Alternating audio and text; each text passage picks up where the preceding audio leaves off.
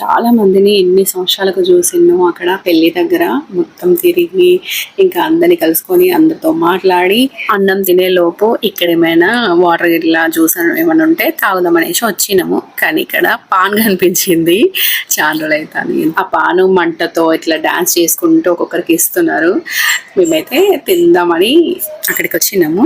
ఇది నాకే ఇచ్చేది అటు ఇటు డాన్స్ చేసుకుంటూ ఇస్తున్నాడు.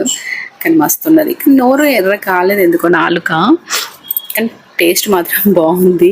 ఇద్దరం పెట్టుకుంటున్నాం, మా అక్క ఉన్న నేను. మిగతా వాళ్ళందరూ అక్కడే పెళ్ళి దగ్గర కూర్చున్నారు. ఇది పాను నోట్ నిండా ఉన్నది, అందుకే బయటకు వస్తుందని చేతులు అడ్డం పెట్టుకుంటాం.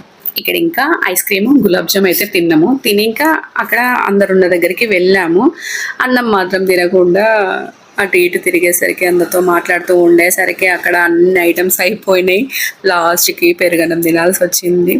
ఇక్కడ మా అక్క వాళ్ళు అందరం ఉన్నాం. ఇక్కడ 5 మా అక్క చెల్లెలం, వెనకాల అమ్మ ఉన్న చిన్నక్క ఉంది.